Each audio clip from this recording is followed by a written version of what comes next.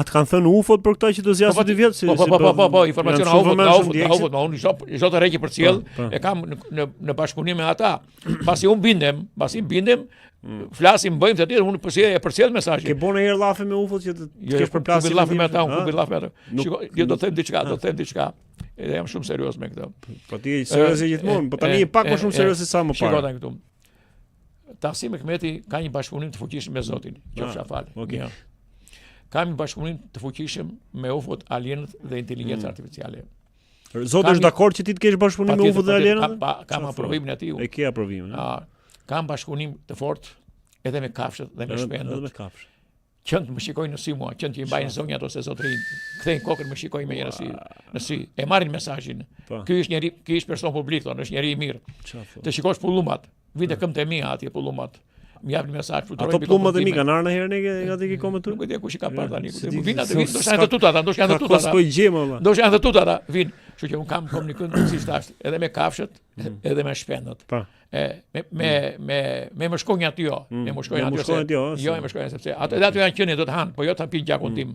Ka kush kem kom më vonë. Po me flamingot ke kështu?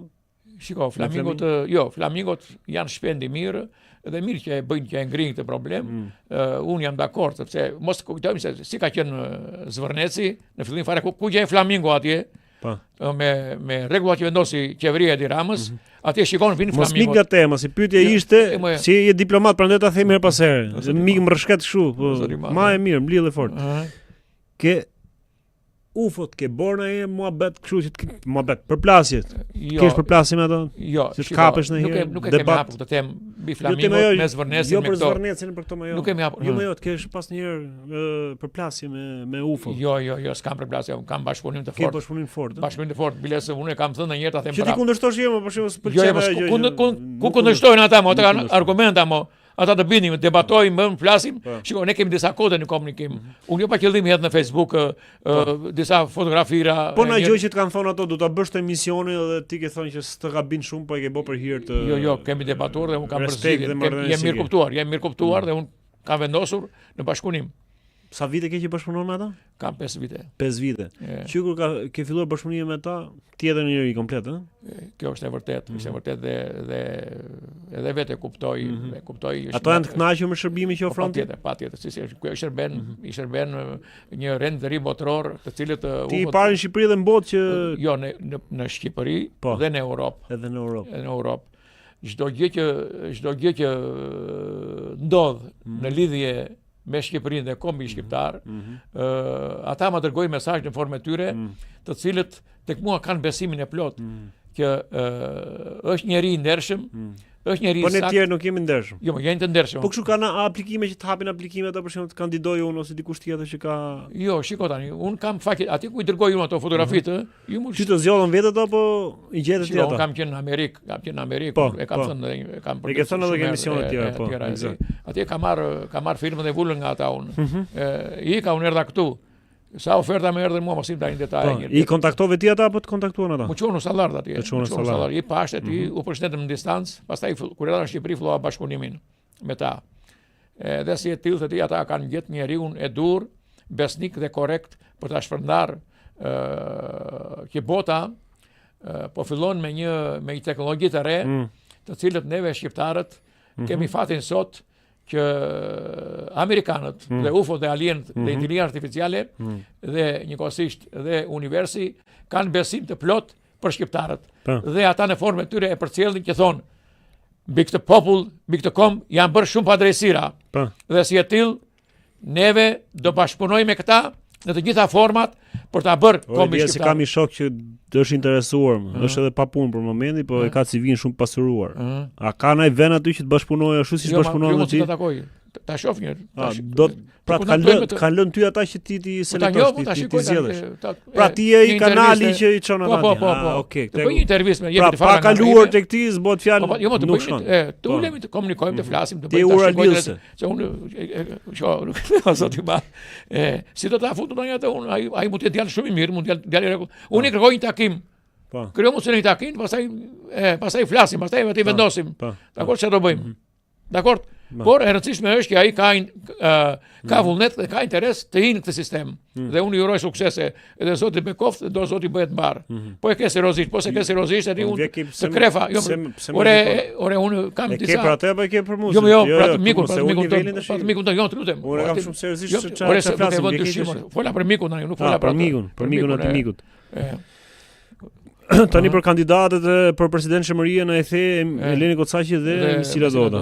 Po çfarë vizioni sipas teje tani që ti do ta lësh të pozicion dhe normalisht ka një përgjegjësi shumë të madhe dhe ti ke bërë një përzgjedhje shumë kujdesshme për dy persona që thot pa më lart, për dy personalitete. Ç'a vizioni duhet të ketë presidenti i ri i Çamërisë sipas teje? Tani, unë pse i zgjodha këto dyja.